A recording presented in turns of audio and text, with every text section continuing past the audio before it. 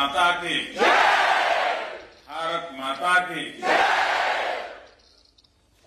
Mister मेटे Frederiksen, Denmark के हमारे मित्रगण और वतन की मिट्टी की खुशबू को मन में बसाए मेरे प्यारे भारतीय भाई और बहनों,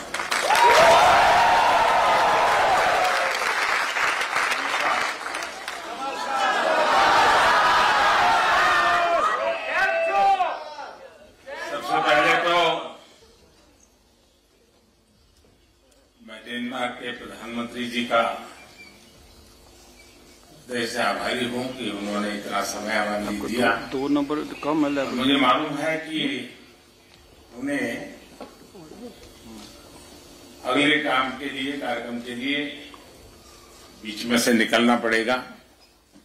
मैं उनसे भी आग्रह करूंगा कि आप संकोच मत कीजिए।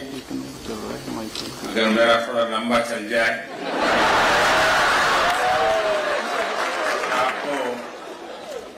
आपको निकलना है तो बिना संकोच जरूर निकल सकते हैं।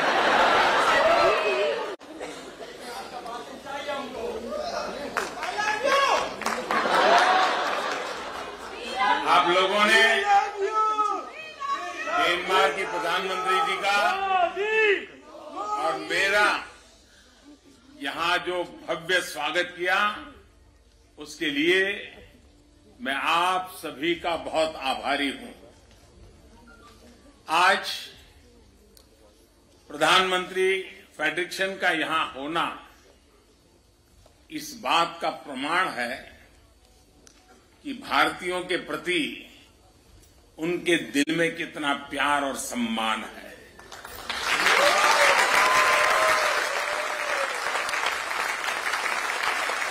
मैं उन्हें इस कार्यक्रम के लिए समय निकालने के लिए, यहां रूबरू आने के लिए हृदय से बहुत बहुत धन्यवाद करता हूं।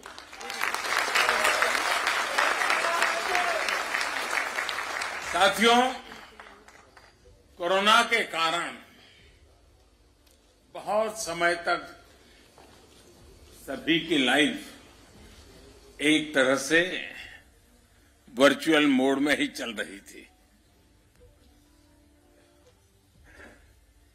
अब ऑनलाइन से हमें ऑफलाइन जाना है, और हकीकत ये भी है कि ऑफलाइन ही लाइफलाइन है।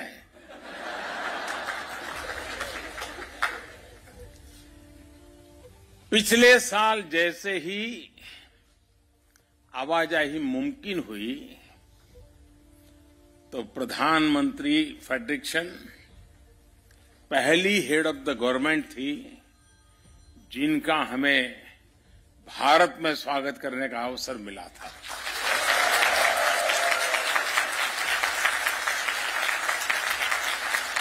ये भारत और डेनमार्क के मजबूत होते संबंधों को दिखाता है।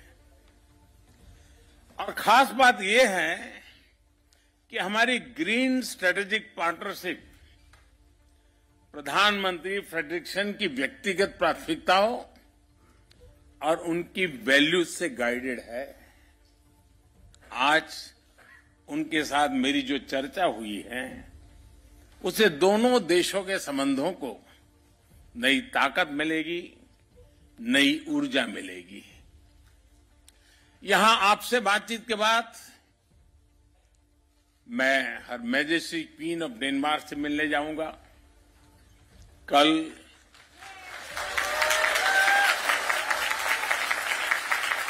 नॉर्डिक इंडिया समिट में नई संभावनाओं की तरफ हम बढ़ने वाले हैं। मुझे खुशी है कि पूरे नॉर्डिक रीजन के साथ भी भारत के रिश्ते बहुत मजबूत हो रहे हैं। साथियों, दुनिया भर में फैले भारतीय डायस्पोरा को अगर मिला लिया जाए तो उनकी संख्या कई देशों की आबादी से अधिक होगी।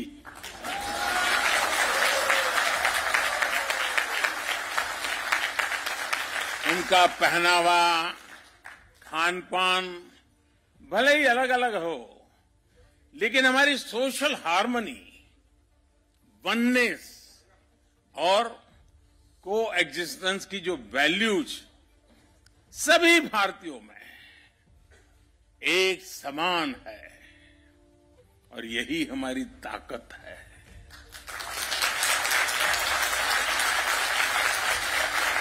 और जिनकी रूट्स किसी भी तरह मां भारती से जुड़ी हैं, वे स्वाभाविक तरह से लोकतंत्र और रूल ऑफ लॉ के प्रति सम्मान रखते ही हैं। एक भारतीय दुनिया में कहीं भी जाए, वो अपनी कर्मभूमि के लिए, उस देश के लिए पूरी ईमानदारी से कंट्रीब्यूट करता है।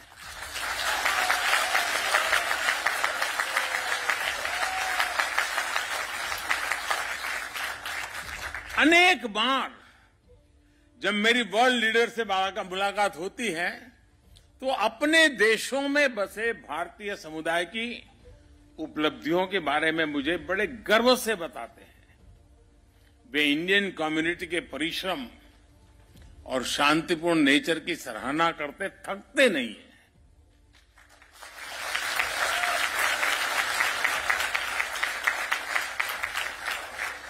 और इसके लिए धन्यवाद का हकदार मैं नहीं, आप सब हैं।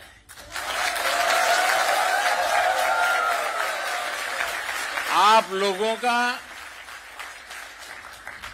व्यवहार, आप लोगों के संस्कार, ये उसके मूल में है। और इसलिए मैं सबसे पहले ये जो बधाइयां मुझे मिलती हैं, वो सारी आपको समर्पित करता हूं।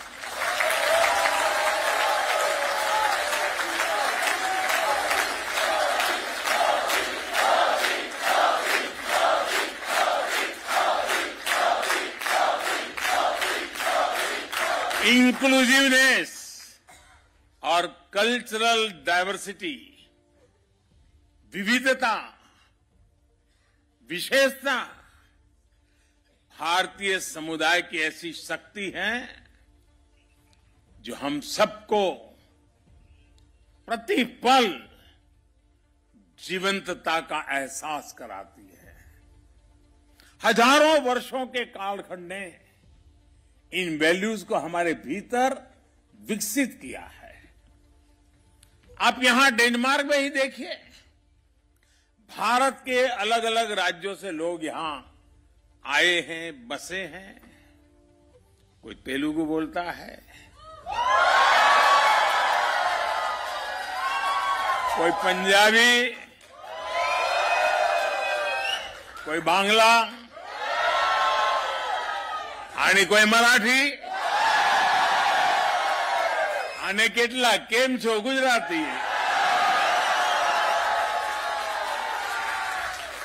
तो कोई तमिल वणक्कम से शुरू करता है, तो कोई मलयाली, कोई उड़िया जय जगन्नाथ, कोई कन्नड़ा, तो कोई असमिया। भाषा कोई भी हो, लेकिन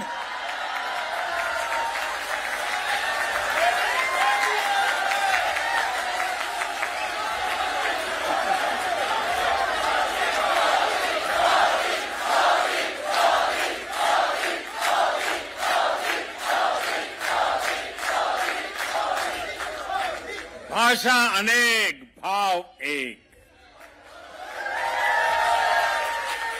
भाषा कोई भी हो, लेकिन हम सभी के संस्कार भारतीय ही है।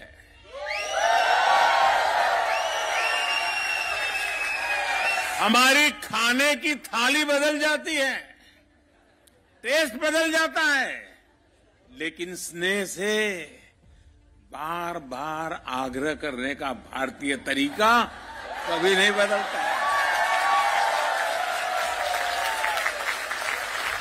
और हमें मालूम है कुछ लोगों को तो आग्रह करने का ऐसा स्वभाव होता है कि नमक के लिए भी कर देते हैं।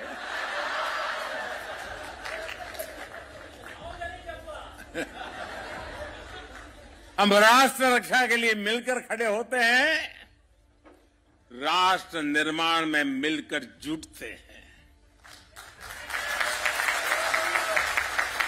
भारतीयता सबका साथ, सबका और सबका। अब देखिए घर घर बात पहुंच चुकी है और डेनमार्क में भी गूंज रही है। सबका साथ, सबका विकास, सबका विश्वास और सबका प्रयास, और इसी से समृद्धि होती है। और साथियों, वसुधैव कुटुंबकम यानी वन वर्ल्ड, पूरा विश्व एक परिवार, हमारा ये कंसेप्ट व्यापार कारोबार की अवधारणा से भी बहुत विस्तृत है, बहुत व्यापक है, बहुत गहरा है, हिमालय से भी ऊंचा है। हमारी वन वर्ल्ड की अवधारणा अपनत्व पर, बंधुत्व पर, संवेदनशीलता पर, सम्मान पर टिकी है। 21वीं सदी का भारत भी नए ग्लोबल ऑर्डर के लिए इसी विजन को लेकर आगे बढ़ रहा है। साथियों, आज भारत जो कुछ भी हासिल कर रहा है, वो उपलब्धि सिर्फ भारत की नहीं है, बल्कि वो करीब 1/5 ह्यूमैनिटी की उपलब्धि है। कल्पना कीजिए कि अगर भारत में हम वैक्सीनेशन को हर परिवार तक नहीं पहुंचा पाते तो उसका दुनिया पर क्या असर होता। अगर भारत मेड इन इंडिया सस्ती और प्रभावी वैक्सीन पर काम न करता, बड़े स्केल पर प्रोडक्शन न करता, तो दुनिया के अनेक देशों की स्थिति क्या होती।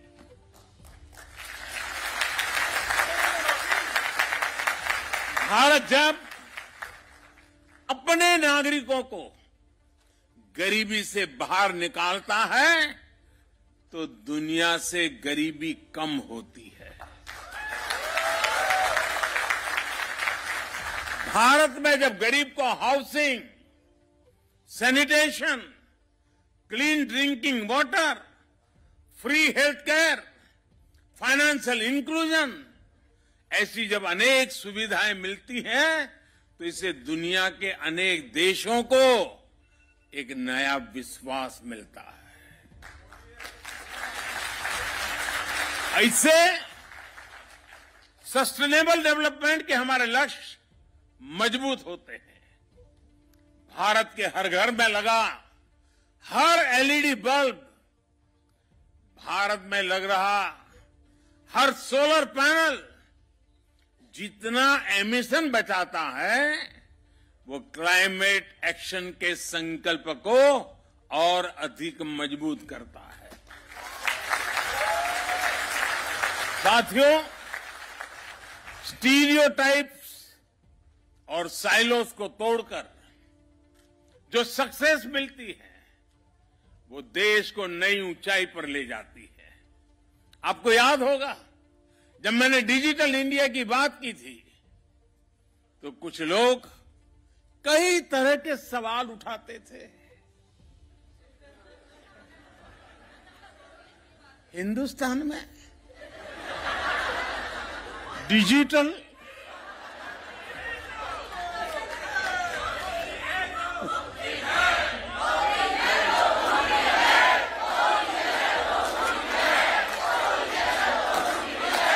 न जाने ऐसे सवाल पूछते थे,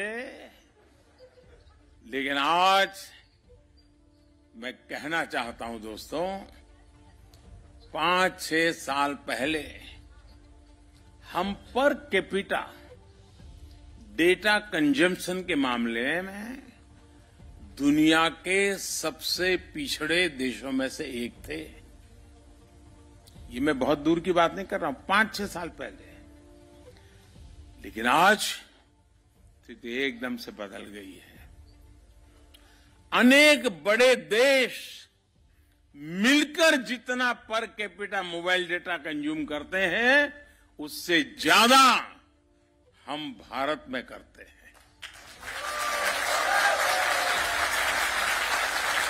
सबसे बड़ी बात यह है कि आज जो भी नया यूजर जुड़ रहा है वो शहरों से नहीं है, दूर सुदूर जंगलों में रहने वाले भारत के छोटे छोटे गांव है। दोस्तों,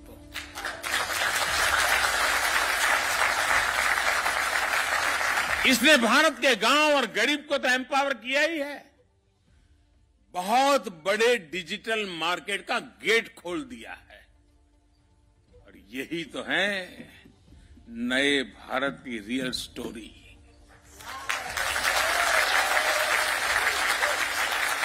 देश का मिजाज कैसे बदलता है, इसका एक और उदाहरण मैं आपको बताना चाहूंगा। ये हमारी आजादी का 75वां साल है। लगभग 75 महीने पहले, 75 मंथ्स पहले की बात मैं कर रहा हूं, हमने स्टार्टअप इंडिया कार्यक्रम शुरू किया था। तब स्टार्टअप इकोसिस्टम के रूप में दुनिया में भारत की कोई गिनती ही नहीं थी, नाम कहीं उल्लेख ही नहीं होता था। आज हम यूनिकॉर्न्स के मामले में दुनिया में नंबर 3 पर खड़े हैं।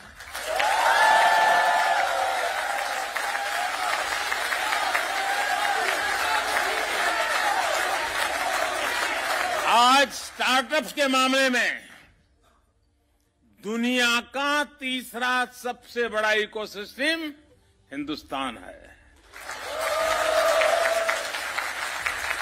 2 साल पहले जब दुनिया कोविड से जूझ रही थी, मौत कब आकर के धमकेगी, परिवार में कौन मुसीबत में फंस जाएगा, बाहर निकल पाएंगे कि नहीं निकल पाएंगे, उस समय संकट के बादल घिरे हुए थे, चिंताएं चारों तरफ फैली हुई थी। उस समय भारत का नौजवान, उस स्थिति को याद कीजिए दोस्तों। भारत का नौजवान करीब करीब हर महीने एक यूनिकॉर्न बना रहा था।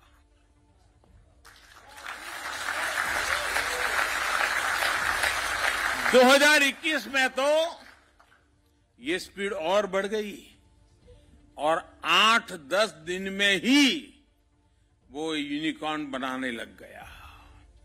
और इस साल के शुरुआती 2022 के शुरुआती 3 महीने में तो हर हफ्ते एक यूनिकॉर्न भारत में तैयार हुआ।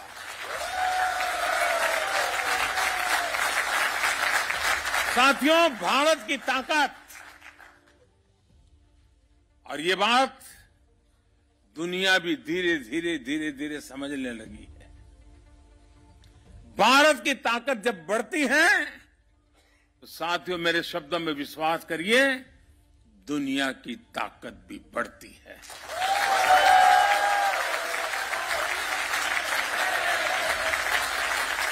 फार्मेसी ऑफ द वर्ल्ड, इस भूमिका में भारत ने मुश्किल समय में पूरी दुनिया का साथ दिया है।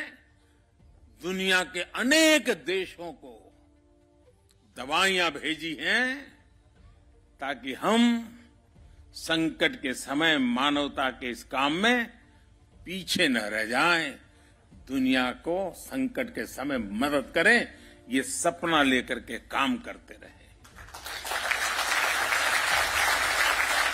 भारत जब फूड ग्रेन्स के मामले में आत्मनिर्भर हुआ है तो दुनिया को भूखमरी से बचाने के लिए खुले दिल से ऑफर कर रहा है।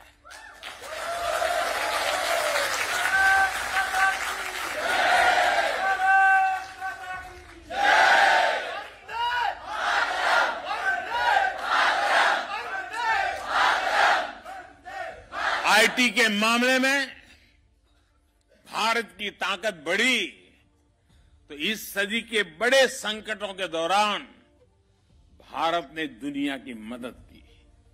आज भारत एक बड़ी डिजिटल ग्लोबल पावर है, लेकिन इसको भी हमने अपने तक सीमित नहीं रखा है, बल्कि दुनिया के साथ हम शेयर कर रहे हैं। भारत के पास स्केल और स्पीड के साथ साथ शेयर एंड केयर की वैल्यू भी है। इसलिए ग्लोबल चैलेंजेस से निपटने के लिए भारत की कैपेसिटी में इन्वेस्ट करना वो सिर्फ भारत के लिए नहीं, दुनिया के लिए भी भलाई का काम है, दुनिया के हित में है। भारत की आत्मनिर्भरता में एक सशक्त ग्लोबल सप्लाई चेन का भविष्य जुड़ा है। वैश्विक सप्लाई चेन्स में भारत एक ट्रस्टेड और रिलायबल पार्टनर बन रहा है। साथियों, दुनिया को बेहतर बनाने के लिए भारत और डेनमार्क की साझेदारी बहुत अहम है। विशेष रूप से क्लाइमेट चेंज से जुड़ी हमारी चिंताएं भी और हमारे संकल्प भी साझा है। क्लाइमेट को जो नुकसान हुआ है उसमें भारत की भूमिका बहुत नगण्य है। दुनिया को तबाह करने में हिंदुस्तानियों की कोई भूमिका नहीं। हम तो वो लोग हैं जो पौधे में भी परमात्मा देखते हैं।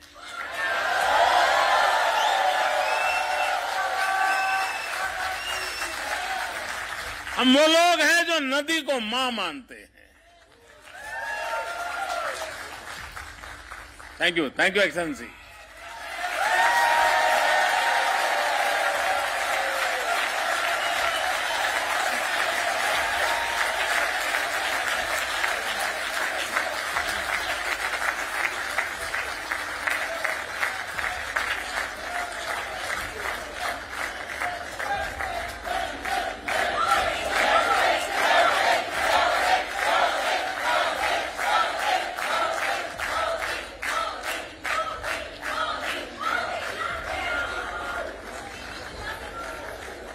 इतने व्यस्त समय में भी प्रधानमंत्री जी का यहाँ आकर के बैठना, हम सबसे बात करना, ये आप लोगों के प्रति उनका कितना प्यार है उसका ये उदाहरण है।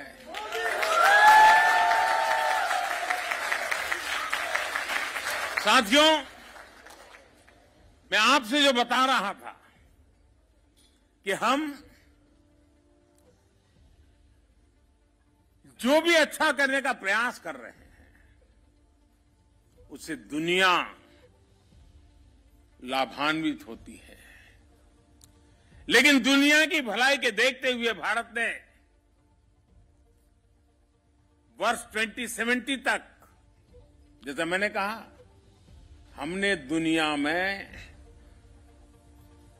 इस प्लेनेट को, इस पृथ्वी को बर्बाद करने में हिंदुस्तानियों का कोई रोल नहीं है, हिंदुस्तान का कोई रोल नहीं है। उसके बावजूद भी भारत ने वर्ष 2070 तक नेट जीरो का संकल्प लिया है। भारत दुनिया के उन चंद देशों में है जो इस दिशा में किए गए अपने कमिटमेंट को समय से पहले पूरा कर रहा है। नॉन फोसिल सोर्सेज से 40% इंस्टॉल्ड कैपेसिटी का जो लक्ष्य हमने रखा था, और लक्ष्य में हमारा डेडलाइन था 2030। अभी तो 2030 काफी दूर है, लेकिन उस काम को हमने 9 साल पहले ही पूरा कर लिया जी।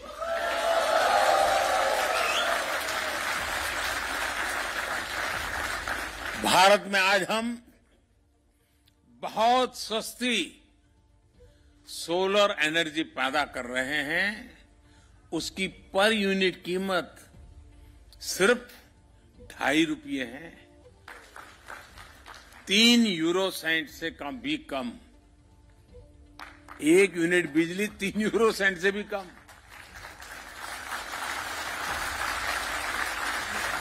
और हमारी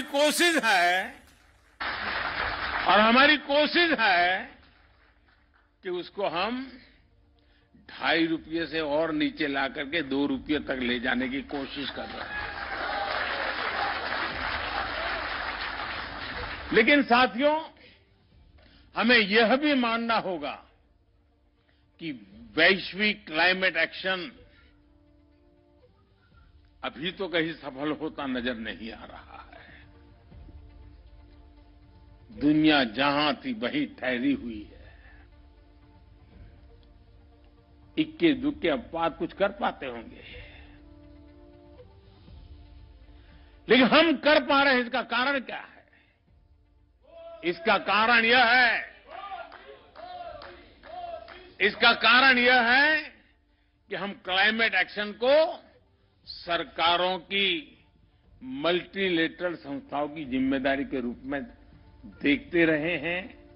जब तक सोसाइटी इससे जुड़ा महसूस नहीं करेगी, मोदी करने से नहीं होता है।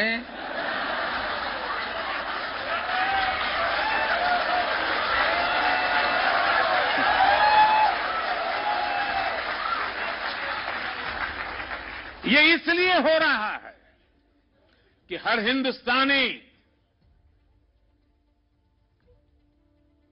वचनबद्ध होकर के, संकल्पबद्ध होकर के खुद से जो हो सकता है करता है। और जब हर व्यक्ति इसे खुद का दायित्व मानता है तो लक्ष्य से हम कभी दूर नहीं रहते दोस्तों। और आज हिंदुस्तान इसलिए कर पा रहा है।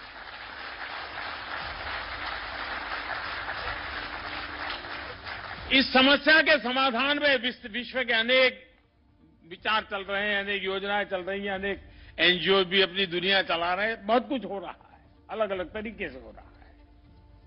लेकिन हाँ, भारत ने एक नया विचार रखा है, आग्रह किया है। और मैंने ग्लासगो जब आया था तो मैंने एक शब्द में उस बात को वर्णित किया था और मैंने कहा था, हमें लाइफ पर फोकस करना है। Life, LIFE। और जब मैं लाइफ बोलता हूं तो मेरा कहने का तात्पर्य होता है life style for environment.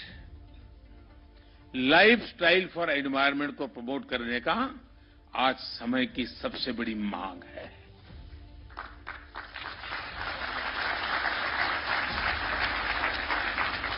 Consumption oriented approach, इससे बाहर निकलना बहुत जरूरी है। यूज एंड थ्रो वाला माइंडसेट प्लेनेट के लिए नकारात्मक है।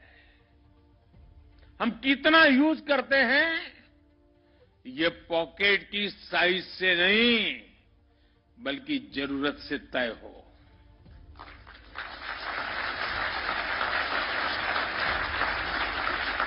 हम जरूरत से ज्यादा जो भी यूज कर रहे हैं उससे दुनिया में कोई न कोई वंचित हो रहा है। उससे दुनिया के किसी कोने में नेचर को एक्सप्लॉइट करने का दबाव बढ़ रहा है। इस सेंस ऑफ रिस्पांसिबिलिटी को हमें अपनी फैमिलीज में जागृत करते रहना होगा और हर भारतीय को दुनिया में जहां जाए वहां इन हमारे संस्कारों को प्रकट करते ही रहना चाहिए। मुझे विश्वास है कि डेनमार्क और भारत साथ मिलकर विश्व की कई समस्याओं के लिए इनोवेटिव समाधान तलाश सकते हैं। ऐसे समय में जब हम आजादी का अमृत महोत्सव मना रहे हैं, तब हमारी ये साझेदारी और अहम है। डेनमार्क भारत के व्हाइट रिवॉल्यूशन में हमारे साथ था। अब हमारे ग्रीन फ्यूचर में हमारा मजबूत साझेदार बन रहा है।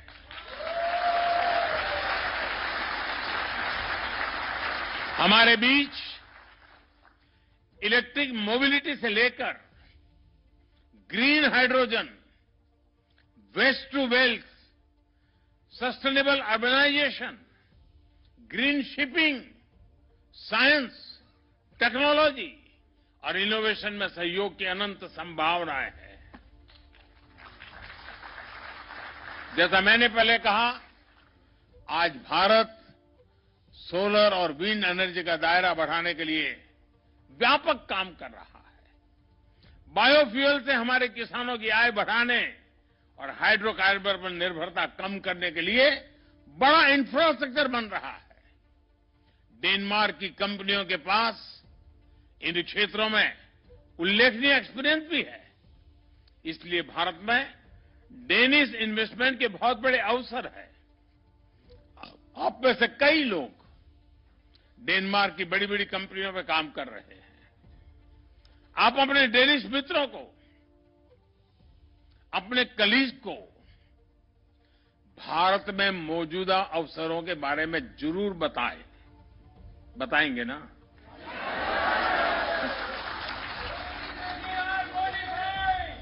ऐसा ना हो कि मोदी जी ने हमको तो परोस दिया लेकिन हम किसी को परोसेंगे नहीं।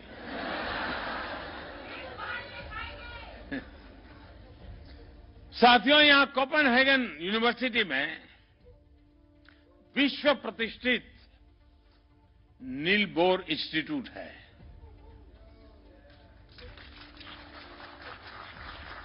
आप सभी नील बोर के बारे में अवश्य जानते होंगे। फंडामेंटल फिजिक्स के इतिहास में वे सबसे इलस्ट्रियस व्यक्तियों में से एक है।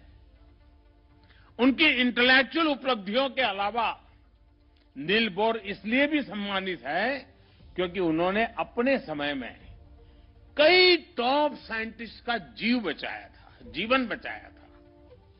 लेकिन बहुत कम लोगों को इस बात का पता है। खुद इंटेलेक्चुअल शरण की आवश्यकता होती थी तो वे भारत के स्क्रिप्चर्स की तरफ जाते थे।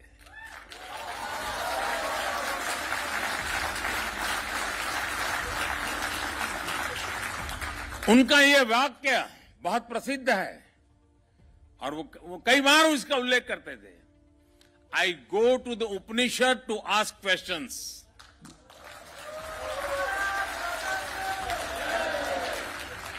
आज नम्रतापूर्वक लेकिन बड़े विश्वास के साथ हम अपने डेनिश दोस्तों को यह कहना चाहते हैं, come to India to jointly find answers to the problems of the planet.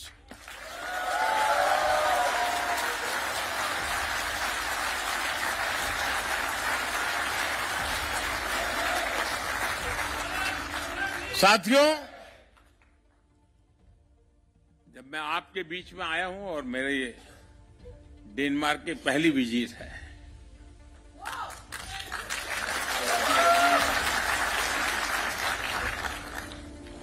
तो मैं आपसे कुछ मांग सकता हूं? सचमुच में?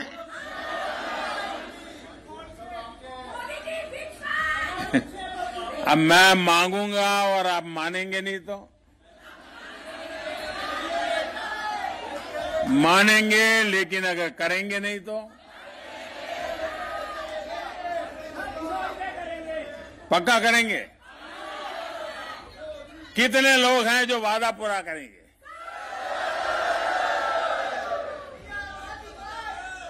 ये आजादी का अमृत महोत्सव चल रहा है। आजादी के 75 साल है। इस अमृत महोत्सव से शुरू करना है। कौन मानते हैं?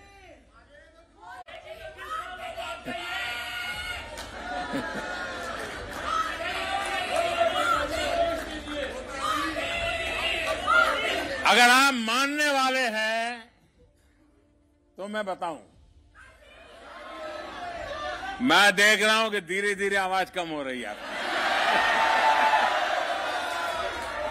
आपको लग रहा है कि कोई मुसीबत आ रही है। ऐसा ही हो रहा है ना।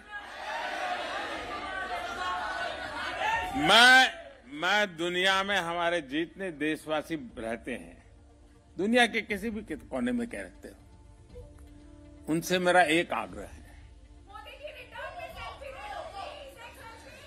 आप अपनी आवाज जरा कम करो, आपकी आवाज कम करो।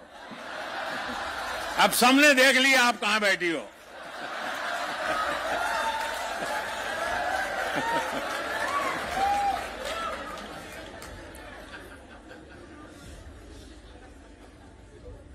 मुझे कोई बहुत बड़ा गंभीर बात बताने वाला नहीं, बस सामान्य बात है, बहुत छोटी। करेंगे? पक्का करेंगे? वादा निभाएंगे? देखिए, भारत इतना महान देश है, भारत के प्रति हम लोग इतना गर्व करते हैं। आप कम से कम हर वर्ष 5 नॉन इंडियन फ्रेंड्स, इंडियन नहीं, 5 नॉन इंडियन फ्रेंड्स को हिंदुस्तान देखने के लिए भेजने का काम कर सकते हैं, उनको प्रेरित कर सकते हैं।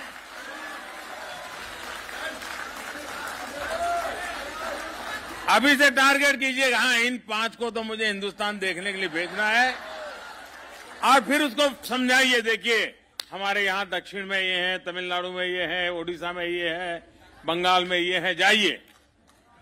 आपको कल्पना है दोस्तों, आप दुनिया की कितनी बड़ी ताकत बन जाओगे। फिर ऐसा मत करना कि वहां डायरेक्ट फ्लाइट नहीं है।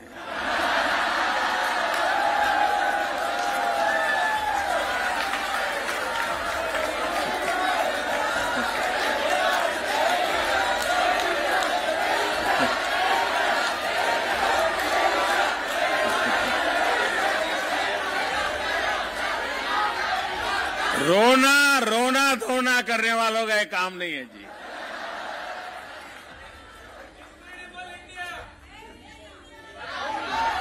एक जमाना था जब हवाई यात्राएं नहीं थी, मेरा देश ऐसा था कि दुनिया के लोग हजारों किलोमीटर पैदल यात्रा करके मेरा देश देखने के लिए।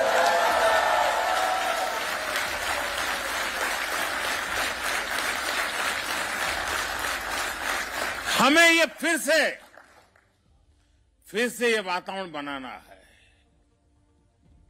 और आप देखिए, देखते ही देखते दुनिया के लिए एक ही डेस्टिनेशन बन जाएगा, चलो इंडिया।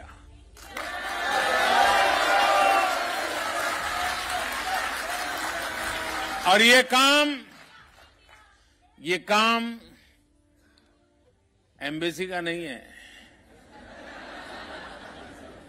ये काम राजदूतों का नहीं है, ये काम आप जैसे राष्ट्रदूतों का है।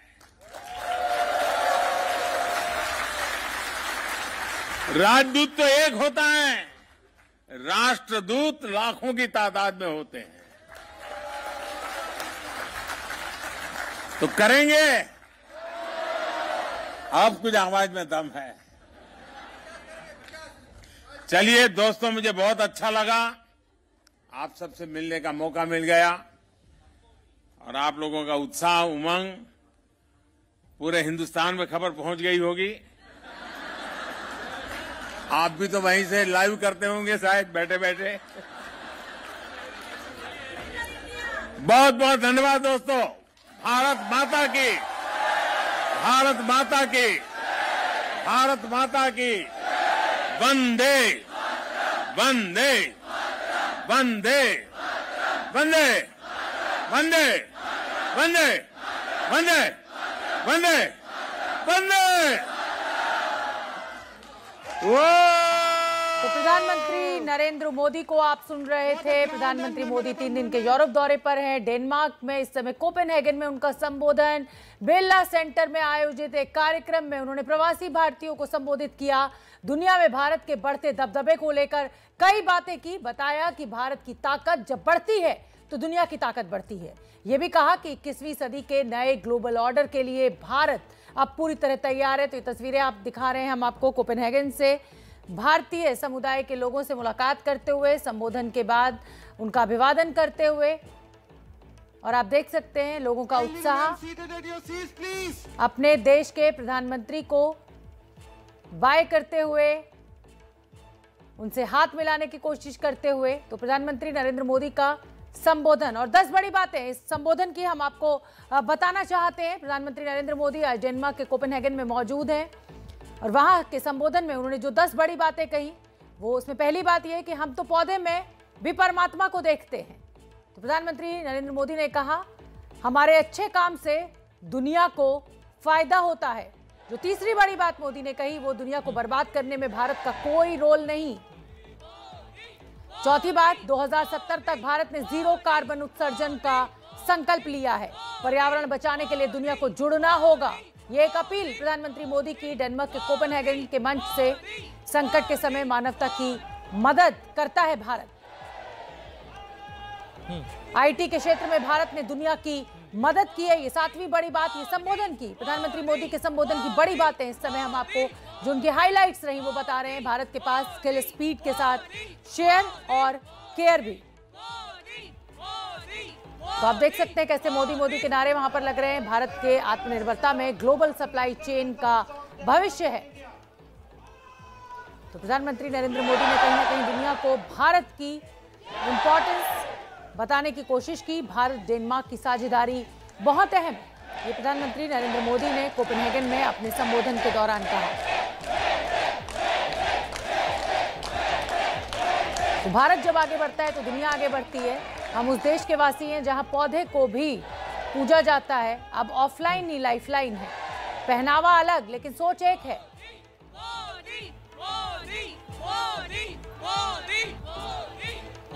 हर मुल्क में ईमानदारी से काम करता है भारतीय। ये भी कहा कि जब मैं आता हूं किसी देश में और आपकी तारीफ यानी भारतीयों की तारीफ सुनता हूं तो बहुत अच्छा लगता है। विविधता ही भारतीय समुदाय की शक्ति है। ये भी प्रधानमंत्री मोदी ने आज कोपेनहेगन में अपने संबोधन के दौरान कहा।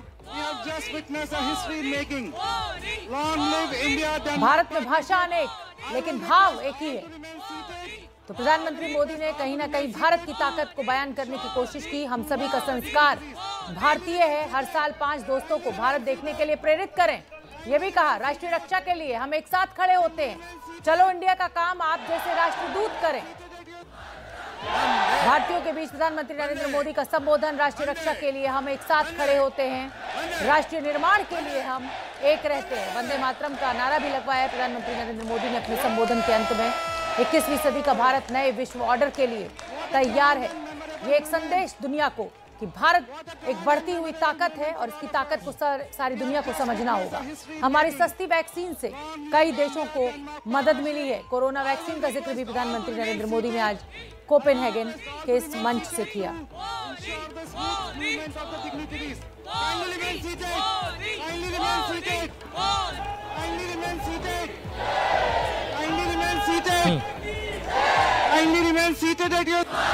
वंदे